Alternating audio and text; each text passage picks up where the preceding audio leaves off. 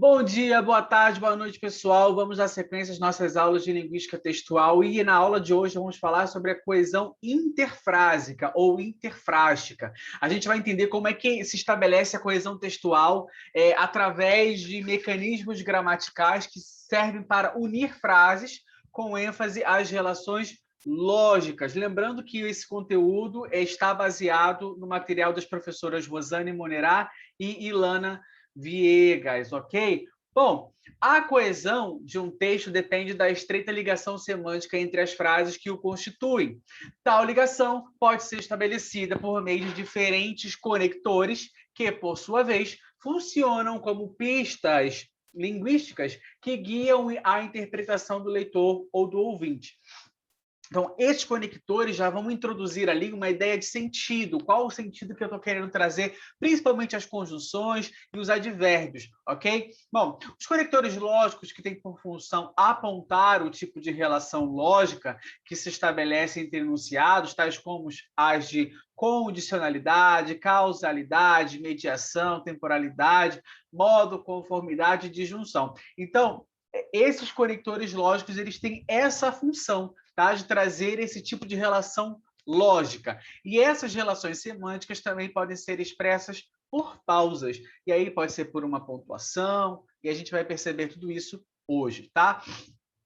Coesão interfrásica ou interfrástica vai revelar a interdependência semântica entre as frases, expressa por meio de conectores e de pausas que também podem exprimir essa relação. Conectores são palavras ou expressões que criam elos, relações semânticas entre segmentos de texto. Podem ser representados pelo que se chama na gramática tradicional de conectivos, conjunções, pronomes relativos e preposições, ou ainda por outros articuladores textuais, como advérbios e outras palavras de ligação que estabelecem conexão entre porções de texto. Esse conceito a gente viu na aula passada, mas a gente está retomando aqui também. Tá? Por exemplo, na frase João estudou muito, mas foi reprovado. A gente tem aqui a conjunção mais, que teoricamente é uma conjunção, um conectivo adversativo, tá? Uma conjunção coordenada adversativa, tá? Essa mesma frase poderia ser expressa por meio de outros elementos de conexão, tá? Sem ser uma conjunção. Veja só, João estudou muito, infelizmente foi reprovado. E aí a gente utiliza aqui um outro conectivo, tá? Dizemos então que esse infelizmente não é um conectivo, mas é um conector, porque ele não é uma conjunção e tal, não é um pronome relativo, nem uma preposição, que infelizmente, né, seria um advérbio, né, de modo, infelizmente foi reprovado. Além de ligar em porções de textos, cada um desses elementos de conexão tem um valor típico, ou seja, estabelecem entre as partes do texto, estabelecem entre as partes de texto por eles conectadas certo tipo de relação semântica, de causa, adição, finalidade, conclusão, condição, tá? Para estabelecer a conexão entre partes de um texto, são utilizados conectores, ou seja, articuladores textuais. Então, para estabelecer essa conexão entre partes de um texto, há dois grupos de articuladores textuais. Os primeiros, constituídos por conectores lógicos, e o segundo, chamados pelos encadeadores discursivos. A gente vai ver isso aqui. Tá? Os conectores lógicos, vamos ver, eles têm por função apontar o tipo de relação que se estabelece entre enunciados. Então, vamos aqui. Eu tenho um conector lógico que traz uma relação de condicionalidade. Tá? Vai expressar o quê? Expressa a conexão de duas orações, uma introduzida pelo conector C e outra por então, que pode estar implícito. Tá? Se chover muito, então a rua ficará alagada. Ah, não entendi. Vamos lá. Eu tenho aqui um conector C e o então. Se isso, então aquilo. Caso isso, então aquilo. Quem estudou como é que é o nome da disciplina? Raciocínio lógico e matemático estuda bastante isso, essas condicionalidades, se então, tá? Se chover, então ficarei em casa. Nem sempre o então vem explícito. Se chover, ficarei em casa, tá? Nem sempre ele vem explícito. A relação de condicionalidade também pode ser expressa por meio de outros conectores.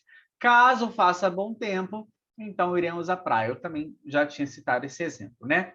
Vamos ver agora a relação de causalidade, expressa pela combinação de duas orações, uma das quais encerra a causa que acarreta a consequência da outra. Vejamos, passou mal porque bebeu demais. A causa de ter passado mal foi ter bebido demais, ok? Nas gramáticas tradicionais e nos livros didáticos, as orações que estabelecem essa relação de causalidade são chamadas de causais, tá? E as orações que estabelecem a consequência são chamadas de consecutivas, tá? Pode ser assim, ó, bebeu tanto que passou mal, tá? Ou então passou mal porque bebeu demais, ok? E aí eu teria aqui a causa, porque bebeu demais, e aqui eu tenho que passou mal, que seria a consequência de ter bebido tanto, tá? Bom, e aqui eu já expliquei, né? Comparando os dois exemplos, as duas orações consecutivas, a estrutura da oração foi alterada, mas o sentido da frase permaneceu o mesmo nos dois exemplos. Houve uma causa, beber demais, e uma consequência, passar mal. Perceba que aqui eu tenho, no caso, uma oração causal, aqui eu tenho uma oração condicional, mas as duas têm o mesmo sentido, ok? Bom, relação de mediação, expressa por duas orações, numa das quais estão explicitados os meios para atingir a finalidade expressa na outra. Vejamos. Ele estudou muito para passar de ano. Ele estudou muito para passar de ano. Olha aqui, ó. Com o intuito de, a fim de, com a intenção de passar de ano. Nas gramáticas tradicionais e nos livros didáticos, as orações que estabelecem essa relação de mediação são chamadas de finais. Só um detalhe, se você tiver alguma dúvida sobre esse tipo eu não sei o que é uma oração subordinada, tal, não sei o que é uma oração final, tem vídeo aqui no canal, na playlist de sintaxe, você acha esses vídeos de tipos de orações, tá? Tem vídeo aqui completo, então vou focar no que está aqui no material, se você tiver dúvida, vai lá nesses vídeos, ok? Para você poder não ficar perdido aqui, beleza? Bom, vejamos então a relação de temporalidade. É a relação por meio do qual se localizam no tempo por meio de duas orações, ações e acontecimentos. O relacionamento temporal pode ser de vários tipos. Então, o relacionamento temporal, aí vou estar falando de orações temporais, né? Então, eu posso ter um tempo simultâneo, eu posso ter um tempo anterior ou posterior, e eu posso ter um tempo contínuo progressivo, que aí seria aqui relacionado com a proporcionalidade. Vejamos o tempo simultâneo, que é o tempo exato, pontual. Assim que chegou em casa, telefonou para a mãe. Quando chegou em casa, ao chegar em casa, mal chegou em casa, nem chegou em casa, tá? Então, eu estou falando do tempo exato. Então, percebam aqui quais são os tipos de conectores que eu estou usando. Assim que, quando, logo que, nem bem, mal, ao, tá? Ao chegar, e aí vai mudar aqui a conjugação, mas é ao chegar. E aí, quando eu quero falar de tempo anterior ou posterior? Anterior. Antes que ela reclamasse, tá? Se eu quiser falar de tempo posterior, depois que, ok? Antes que, depois que. Tem outros exemplos que agora me fugiu a mente, mas outros exemplos que te dão a ideia de algo que é anteriormente, tá? Semana passada, você tem uma questão de tempo anterior. E tem um tempo posterior, depois que, assim que a professora saiu, enfim, tá? Que dá a ideia de tempo posterior. E o tempo contínuo, à medida que estuda, aprende. À proporção que estuda, conforme estuda, aprende, tá? Proporcionalidade. Bom, e aí eu tenho a relação de conformidade, que é expressa por meio de duas orações em que se mostra a conformidade do conteúdo de uma relação a outra, de uma em relação à outra. O menino agiu conforme o pai havia aconselhado. O menino agiu segundo o pai, tá? O menino agiu de acordo com o pai, tá? E eu tenho também a relação de modo, que expressa-se numa oração o modo como se realizou a ação contida na oração. Vejamos, obedeceu a mãe como um cordeirinho, tá? Como se fosse, é como um comparativo, tá? Uma oração aqui comparativa, beleza? Eu tenho também a relação de disjunção, tá? De disjunção, que expressa por duas orações ligadas por ou, que pode ter dois significados, tá? Chama-se disjunção lógica. A disjunção é uma relação lógica que a gramática tradicional não trata.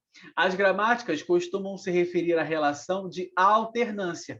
E aí, se você revisitar também a playlist que fala o conteúdo que fala de conjunções, você vai ver das conjunções alternativas, ou, ora, quer, seja, tá? E aqui não é isso, aqui está falando de disjunção lógica, que geralmente se fala de uma relação de alternância expressa linguisticamente pelas conjunções adversativas alternativas. Tá? Então, aqui, o ou inclusivo, o ou fraco, significa um ou outro. Pode fazer a prova com tinta azul ou preta. Você pode escolher entre a azul e a preta. Você tem uma escolha. Tá? E o ou exclusivo, o ou forte, ele exclui uma das opções. Ou você faz a prova, ou você vai embora. Você ainda tem duas opções, mas uma anula a outra. Se você for embora, você não faz a prova. Se você fizer a prova, você não vai embora. Tá? E aí as gramáticas tradicionais e os livros didáticos normalmente não fazem essa distinção entre ou inclusivo e o ou exclusivo, tá? As orações que estabelecem essa relação de disjunção são chamadas de alternativas. E aí você pode perceber qual é a intenção do autor do texto, tá? Ou você desliga o telefone, ou você sai da sala. Aí eu estou fazendo exclusivo. E eu posso dizer, ou você liga para sua mãe, ou para o seu pai. Tanto faz. Tá? E aí seria o ou inclusivo. Beleza? Agora, relações semânticas expressas por pausas. Nem sempre as relações semânticas entre enunciados são expressas por meio de conectores, tá? As pausas também têm significado. Pode ocorrer de nenhum elemento de ligação estar expresso na superfície do texto, mas o nexo é facilmente recuperável pelo leitor ao se fazer a pausa entre um e outro segmento textual. Vejamos. Perdi o ônibus, cheguei atrasado à rodoviária. Perdi o ônibus, cheguei atrasado à rodoviária. Tá? Pode-se perceber aqui que a relação de causa e consequência entre perder o ônibus, que há uma relação de causa e consequência entre perder o ônibus e chegar atrasado. Porque eu cheguei atrasado na rodoviária, eu perdi o ônibus, ok? Então, essa relação de causa e consequência existe independentemente de explicitação do conector por quê. Tá? Eu poderia dizer, perdi o ônibus porque cheguei atrasado à rodoviária. Ou da questão da frase condicional. Condicional não, consecutiva. Cheguei atrasado à rodoviária, perdi o ônibus. Cheguei atrasado à rodoviária, logo perdi o ônibus. Poderia também aqui ter essa relação que não mudaria o sentido. Só que a intenção é trazer que eu posso ter orações que estão conectadas sem um conector. E essas orações são chamadas, muitas das vezes, de orações assindéticas, às vezes, tá? Assindéticas, que são orações coordenadas, mas que não possuem um conector, um conectivo, ok? Mas, às vezes, a ausência do conector pode prejudicar o entendimento da mensagem pelo receptor. Nos casos em que a relação pretendida não vier expressa, o receptor pode atribuir ao enunciado um sentido diferente daquele que o autor queria, sobretudo se em caso de não se tratar de produção oral, né, não for possível depreender as intenções do produtor por meio da entonação. O que eu estou querendo dizer aqui? Quando eu estou falando alguma coisa, com vocês, a gente está baseado dentro de um contexto, e aí a minha entonação, tá? Inclusive é importante também a gente saber qual é o sentido da entonação, vai trazer para mim um significado. Então eu posso falar assim, ó, a gente está falando alguma coisa e falar, ó, Paulo saiu, Maria chegou. Paulo saiu, Maria chegou. Quer dizer, tem treta. Eu posso pensar nisso, mas eu estou na minha entonação. E eu posso dizer, Paulo saiu, Maria chegou. Quer dizer, a Maria precisava falar com o Paulo ou o Paulo precisava falar com a Maria, mas um saiu, o outro chegou, eles não se encontraram. Perceberam a diferença da entonação? Mas isso depende do contexto. Agora, eu poderia muito bem nessa frase, Paulo saiu, Maria chegou, ter diversas alternativas possíveis. Por exemplo, Paulo saiu assim que Maria chegou. Quer dizer, ele não queria falar com ela, ele não suportava Maria. Posso dizer, Paulo saiu, mas Maria chegou, tá? E aí, quer dizer, ele estava esperando e não conseguiu ficar esperando muito tempo, mas logo que ele saiu, a Maria chegou. Eu posso dizer, Paulo saiu porque Maria chegou. Não gosta da Maria, tá? Paulo saiu apesar de Maria ter chegado. Quer dizer, ele não gosta muito, ele precisava falar com a Maria, mas ele estava com pressa e precisou ir embora. Então, mesmo que ela tenha chegado ali, ele teve que ir embora, foi embora. Se Paulo saiu, então Maria deve ter chegado. E aí a gente já tem um outro contexto, tá? Para cada uma dessas alternativas, haveria possibilidade de ancoragem a uma determinada situação. E eu estou falando de contexto, lembra-se também disso, ó, situação comunicativa, tá? Que traria ali a sustentação semântica ao enunciado. Então, nem sempre eu vou conseguir omitir um conector, porque vai depender da minha situação comunicativa, ok? Eu espero que vocês tenham gostado, que vocês tenham entendido, que vocês tenham aprendido. Clica no gostei, compartilhe esse vídeo com todo mundo. Um beijo, fiquem com Deus e até a nossa próxima aula. Tchau!